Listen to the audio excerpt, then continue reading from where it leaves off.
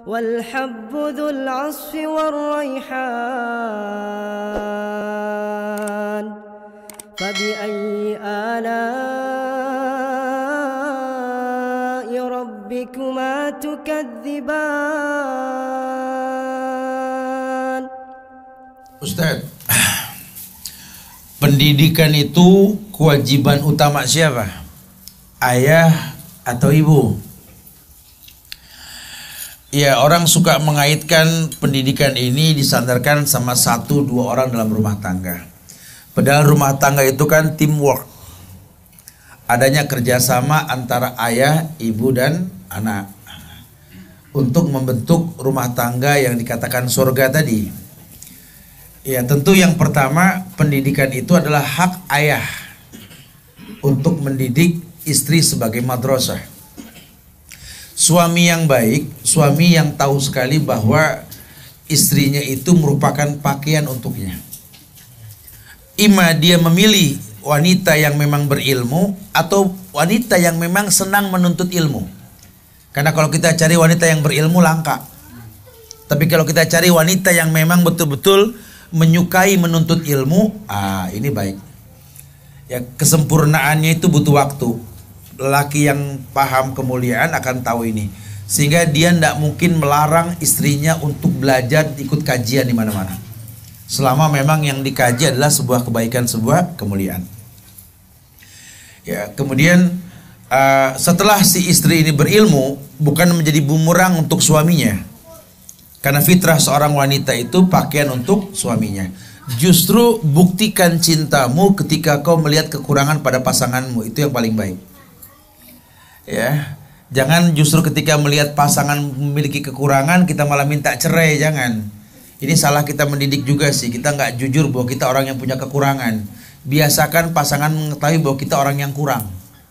Jangan pakai malu-malu untuk mengatakan bahwa kita ini orang yang kurang, gitu ya. Sehingga dia tahu bahwa memang dia berfungsi. Dia berkata, Ustaz, cuma saya yang tahu kekurangan dia, Ustaz. Berarti cuma Anda yang layak mencintai dia, itu lebih baik, gitu ya. Jangan sampai dia nggak terbiasa melihat kekurangan. Nah, kalau si istri sudah berilmu, maka dia bisa diamanatkan untuk menjadi madrasah. Bukan berarti madrasah lantas ilmunya si suami nggak tahu. Karena mungkin kalau ibu tiap hari, suami seminggu sekali, tahulah dalam waktu seminggu itu apa yang diperbuat. Sehingga nanti kalau seminggu ketemu sama anak-anaknya, tinggal dia tes saja. Minggu ini kamu apa yang kamu dapat dari mama kamu, nak? Kamu bisa apa? Bisa dia menyatu. Bukan bukan dia belaga nggak tahu atau mungkin nggak tahu, tidak. Jadi bahasanya bukan kewajiban utama siapa, kewajiban utama semuanya. Ya bapak, ya ibu, ya lingkungan, ya masyarakat setempat. Wallahu alam. Kita pengen punya rumah juga perlu tahu lingkungannya seperti apa, kan? Jangan cuma sekedar beli rumah murah tanah aja, bukan lingkungannya. Ini anak-anak kita ini kain putih yang terwarnai. Nanti kalau terwarnai dengan yang nggak baik kan nggak bagus lagi. Assalamualaikum Ustaz, tolong berikan tips untuk mendidik anak. Saya seorang ibu rumah tangga yang bersuami bukan imam yang baik. Waduh, curhat ini. Beliau tidak pernah mengajarkan ilmu agama kepada kami. Beliau pun tidak pernah melaksanakan sholat 5 waktu. Jadi saya berjuang sendiri membentuk akhlak anak-anak. Tolong beri tips untuk mendidik anak agar menjadi soleh dan tidak meniru akhlak ayahnya. Ya, kalau tahu si ayah begini kenapa dipilih sih dari pertama, gitu ya. Padahal kalau dia tahu hukum, ya, orang laki yang tidak sholat 5 waktu diingatkan tetap tidak sholat selama 3 kali, ulama harus berfatwa. Itu hubungan suami istrinya itu cerai, talak 1. Ya, kalau dipaksakan dia berhubungan intim itu zina, nggak main-main, ya. Kalaupun si ayah ini meninggal dalam keadaan nggak sholat, waris tidak sampai kepada anaknya. Dalilnya kuat, la yuwarisul kafir lil mu'min walal mu'min lil kafir. Bahkan Syekh Shalih Utsaimin dalam fikihnya itu mengatakan al-ahdu bainana wa bainal syirk wal kufur tarkus shalah. Beliau menerjemahkan hadis ini, beda antara kita dengan kafir musyrik itu salat. Faman tarakaha faqad kafara. Yang perlu diambil keputusan oleh seorang wanita ini yaitu untuk menuntut khulu, cerai. Ya. Mudah-mudahan sih dia berubah, kita doakan ya biar dia berubah, ya. Tapi kalau seandainya dia nggak berubah, nggak boleh diteruskan rumah tangga ini. Ibu bawel mendidik anak, tapi kalau anak melihat ayahnya nggak betul, jadi contoh nanti. Apalagi anak, ya kan? Ayah itu kan pahlawan. My dad is my hero, gitu kan ya, pahlawan, simbol kehidupan anak. Nah kalau anaknya ini nggak punya simbol, ya simbol dalam hidupnya sebuah keburukan. Ya setinggi apapun madrasahnya, yang ditiru yang buruk, itu nggak diperbolehkan. Ya saya sarankan sekali untuk mencari tempat majelis ilmu yang bisa mewarnai anak dengan sebuah kebaikan. Kan pernah kita dicontohkan sama siapa? Rumaisah binti Milhan itu, Ummu Anas bin Malik. Ketika dia mau menikah, siapapun suaminya, dia tidak pengen anak ini terwarnai. Kenapa? Karena memang suaminya ini jadi nomor satu dalam hidupnya. Dia titipkan anaknya ke Rasulullah Sallallahu Alaihi Wasallam. Imam Asy-Syafi'i itu ibunya ya, di umur 7 tahun dia tahu sekali bahwa dia cuma mengajarkan sampai hafal Quran. Dia letakkan di Imam Malik untuk belajar dengan Imam Malik dan seterusnya. Ya, ibu yang berilmu tahu bahwa anak ini memiliki fase dalam kehidupan. Wallahu a'lam. Ustadz mau bertanya tetapi di luar tema.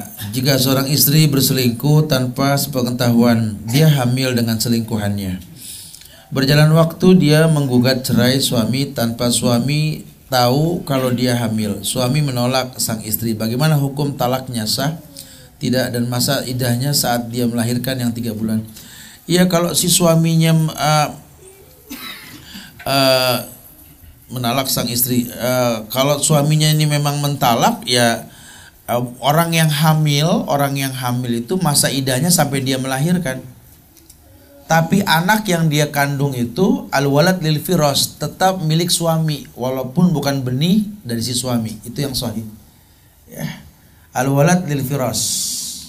Ya, berkait dengan dosa urusan dia sama Allah nantilah. Ya, suami ini akan terkena hukum dayus dan lain sebagainya. Banyak hukumnya di situ ya.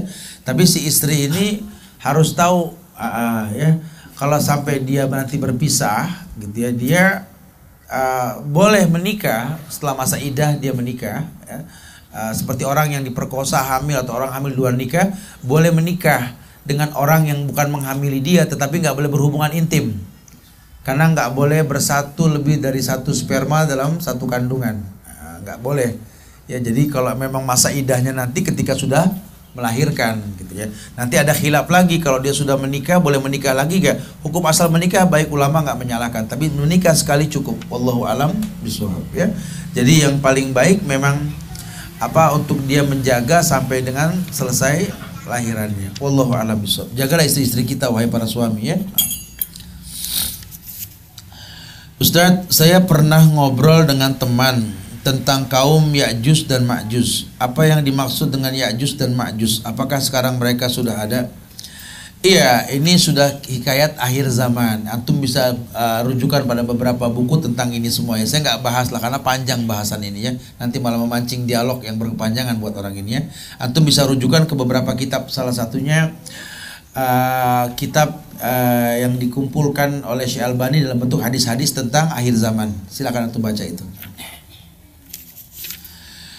Tadi Ustadz bilang malaikat nggak mau masuk ke rumah kita kalau di rumah kita ada lukisan yang bernyawa, ada anjing. Bagaimana dengan foto kita sendiri? Berarti nggak boleh dipajang, disimpan aja? Apa kita nggak boleh punya foto? Ya, foto itu bukan lukisan. Kalau lukisan mutlak ya dibuat untuk menyerupai. Kalau foto kan cuma kopi. Ya, kayak copy paste gitu ya, kita hanya mengambil copy. Nah, kalau foto babnya beda. Bisa wajib, bisa makruh, bisa haram. Wajib kalau pemerintah bilang foto buat KTP, buat SIM, wajib hukumnya. Paspor wajib ya. Atau untuk data-data tertentu yang menjadi sebuah syarat, wajib. Bisa menjadi makruh kalau kita foto tanpa alasan, tanpa tujuan. Bisa menjadi haram kalau kita foto untuk riya. Ya, jadi kembali kepada niat. Makanya kalau foto itu lebih baik taruh di album. Ya, khawatir kita majang foto tujuannya nggak ria, tapi ketika orang puji kita jadi ria, mungkin nggak? Mungkin. Ulama lebih ke sana. Karena kalau dibilang foto itu nggak boleh, antum terlalu pemahamannya salah sekali. Di sisi lain antum tidak haramkan itu foto, tapi antum selfie mulu kan gitu ya. Muskilah ini kan. Ya para masyayikh pun berfoto, bukan tidak. Tidak menolak para syekh untuk difoto, cuma tujuannya apa? Kalau pada akhirnya menimbulkan mudarat. Karena dalam Islam ini kan darul mafasid muqaddam ala jalbil masalih. Mencegah sesuatu yang buruk lebih dikedepankan ketimbang melakukan kewajibannya. Kalau foto bakal menimbulkan riya, sombong, nggak usah. Apalagi foto yang masa lalu kita gitu kan, aurat terbuka di ruang tamu, jangan, ngapain, nggak ada untungnya. Betekak, betekuk gitu-gitu. Terus kalau udah begitu gimana gitu? Sudahlah ya. Kalau antum memang merasa itu penting untuk menimbulkan kebaikan, taruh saja di album. Kalau enggak ya sudah ya. Udah nggak bakal balik lah ke masa lalu kita ya. Wallahu alam bishawab. Ya, jadi silahkan saja, tergantung niat. Lukisan jelas haram. Ya karena lukisan itu bisa dirubah-rubah. Ya kayak foto yang diedit gimana Ustaz? Itu tasabuh ma'arasam. Ma'ataswir. Ya kalau editannya sama dengan taswir, yang lukisan rasam tadi ya surah. Karena memang itulah salah satu tujuan lukisan itu, merubah yang tua jadi muda, yang muda jadi tua. Itu yang nggak diperbolehkan. Allah suruh hembuskan ruh nanti di akhirat, dan dia karena prasanggup untuk menghembuskannya.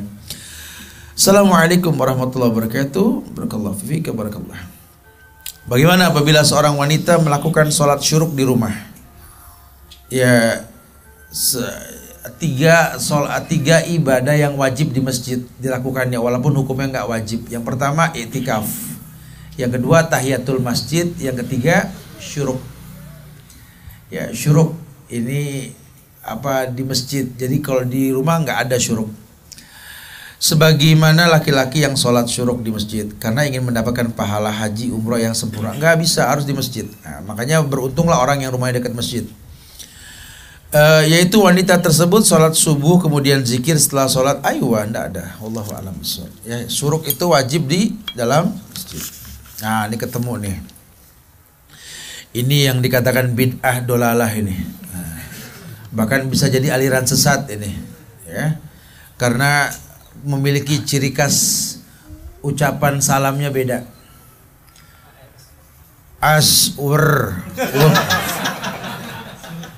Yang namanya qosor itu sholat, itu pun musafir, nggak ada salam di qosor. Ini kebiasaan buruk ini. Ustadz bingung jawabnya, jawabannya was gitu. Aliran baru bukan? Aliran baru urusannya. Bagaimana hukumnya istri menolak berhubungan karena alasan malas keramas pagi-pagi? Ya karena tadi overwobnya begini sih ya. Jangan langsung ke tujuan inti dalam kehidupannya. Ini mukodimahnya sudah salah. Kalau saya boleh sarankan, tolonglah rapikan ini ya. Tidak ada lagi mengkosor salam tuh, nggak ada. Ya mudah-mudahan di Bali nggak ketemu lagi ya. Walaupun cuma sekedar short message, jangan. Assalamualaikum, waalaikumsalam. Ya. Bagaimana hukum istri menolak berhubungan karena alasan malas keramas pagi-pagi? Ya nggak boleh. Apa tuh istri rela kalau suami nyari pasangan lain gitu loh? Cuma gara-gara dia nggak mau mandi pagi. Tapi juga kadang-kadang si suami juga mbok yao gitu loh ya. Kalau si istrinya mungkin memang dalam keadaan bagaimana, karena alasannya nggak benih banget gitu ya. Tentu ada sebab lain yang membuat dia nggak suka. Ya bukan sekedar gugur kewajiban, tetapi timbulkan dia bangga untuk menunaikan kewajiban, itu penting sekali. Kayak kita tuntut istri untuk cantik wangi, kitanya apa nggak wangi kan salah lagi nantinya ya. Kita nggak pernah dandan, kita nggak pernah rapi. Ketemu orang kita tampan, ketemu orang kita enak dipandang. Di rumah kita nggak pernah berdandan, kita yang salah.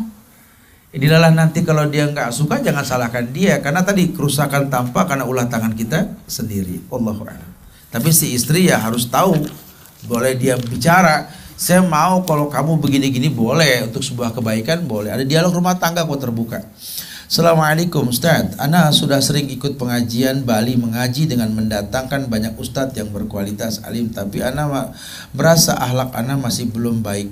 masih suka membantah suami, tidak sabar dan kurang bisa ikhlas. Kira-kira apa yang salah? Allahu alam. Ana belum kenal siapa yang nulis ini. Tapi mungkin kalau umum bahasannya sih ya, kalau sudah dekat sama orang soleh, ikut Bali mengaji kan baik banget ya. Tapi kok ilmu kok nggak mengikat dirinya gitu ya, nggak muqayyad dalam hatinya. Tentu dia memiliki penghalang-penghalang datangnya ilmu. Karena sama dengan kemiripan yang dirasakan oleh Imam Syafi'i. Syakautu ila waqi' su'a hifzi fa arsadani ila tarkil ma'asi fa akhbarani bi anna ilma nur wa nurullah la yuhdalil asi. Imam Syafi'i dulu pernah mengeluh sama gurunya Syekh Waqi tentang sulit menghafal. Kita tahu Imam Syafi'i, oh imam jenius. Dia kalau numpuk kertas, dia kalau nulis itu ya, nulis ayat di pecahan genting tembikar itu ditumpuk itu A B ke bawah gitu. Dia bilang sama ibunya, wahai ibu, jangan kau selisih tumpukan ini, terselisihkan satu hafalanku. Karena Imam Syafi'i itu kalau baca apal, baca apal, baca apal, nangkep langsung. Dia bisa mengulang bacaan hadisnya Imam Malik tanpa salah satu harokah yang panjang sekali. Jenius lah Imam Syafi'i, jenius sekali ya. Iya, tapi dia pernah mengatakan su'ah hifzi, aku susah hafal. Aku susah menghafal. Apa kata gurunya? Tarkul ma'asi, tinggalkan maksiat. Apa sih yang Imam Syafi'i maksiatkan?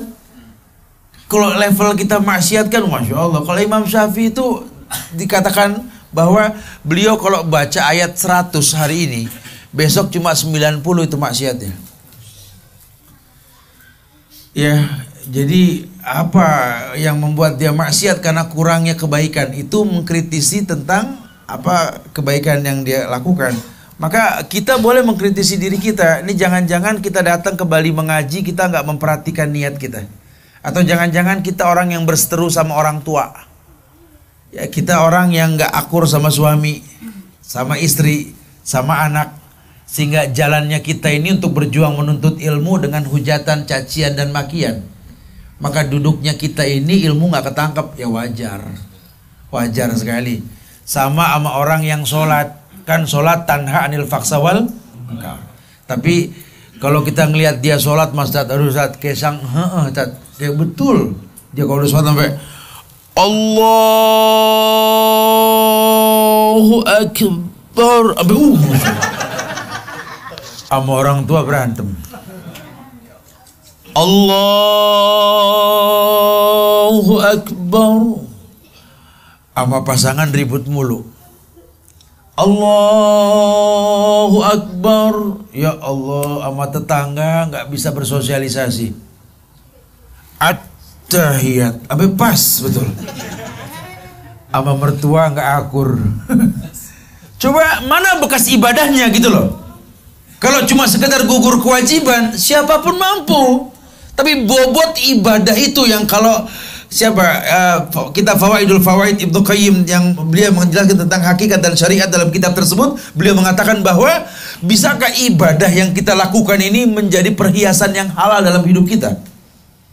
Artinya sholat ya perhiasan tanha anil faksa wal munkar. Orang yang sholat orang yang hatinya lembut.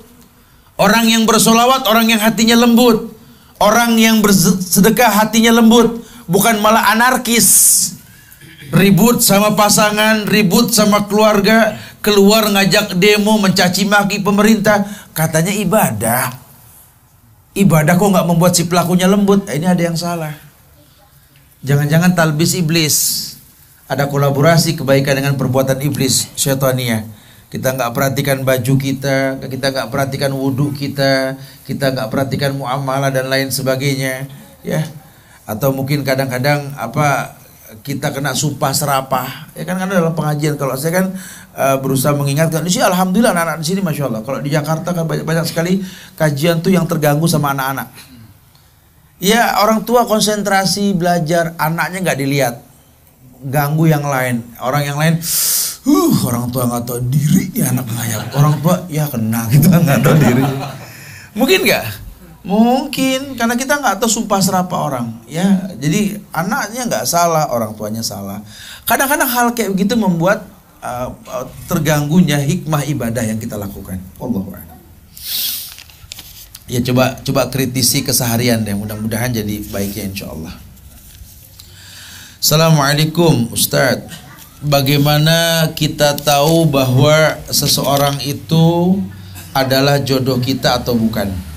Dan bagaimana agar kita tidak ragu dalam memilih pasangan hidup kita, baik pilihan kita atau orang tua nantinya? Iya, kita nggak pernah tahu dia jodoh kita atau bukan, karena kita disuruh berilmu sebelum beramal. Kalau jodoh diterjemahkan tautan bahtera cinta kita pada pasangan kita, tentu cinta timbul dengan 4 sabab tadi: ilmu, yakin, ikhlas, jujur, cinta. Lihatlah orang tua kita yang nggak pernah mengenal pacaran, nggak pernah mengenal ta'aruf seperti anak-anak sekarang ta'aruf, ya, dijodohin tapi awet sampai mati nggak berpisah, betul. Lihatlah anak sekarang yang kenalan di mana-mana, umur pernikahan sebentar sekali seperti umur jagung. Ya kok bisa begitu Ustaz? Iya, karena orang salah memahami. Jodoh ini tidak ada kita minta sama Allah, ya ini biar panjang jodoh, biar awet, birafi wal bani, dan enggak gitu, enggak ada tuh doa yang kayak begitu ya. Panjang pendeknya jodoh terserah Allah. Tapi kita tahu bahwa dengannya saya bisa berbuat sebuah kebaikan. Anda tahu ini penghafal Quran. Kalau saya kan nggak bisa ngapal nih ya. Kali kalau saya nikah sama dia punya anak penghafal Quran, itu baik. Tentu dengan resiko, bukan cuma bayangin punya anak penghafal Quran, pasti banyak keributan. Kenapa? Suami kalah hafalan sama bini, betul? Pasti ada resikonya. Ya karena kan kadang-kadang orang suka bilang, Ustaz, saya pengen banget Tat nikah sama penghafal Quran Tat. Kata si laki. Kata perempuan, saya pengen nikah sama orang-orang alim Tat, ulama, syekh. Mudah-mudahan saya punya turunan yang baik dari mereka. Teorinya sih enak. Pas udah nikah pada bengong aja. Kenapa ente bengong? Berantem mulu Tat. Masalah. Kenapa? Saya ngaji disalahin mulu sama dia. Iya, ente kagak bisa ngaji, main dapat penghafal Quran, tajwid rapihin dulu. Paling enggak 5 juz baru ngelamar anak penghafal Quran. Ini modal kul huwallah maina atoina gitu loh. Ya nggak bisa gitu ya.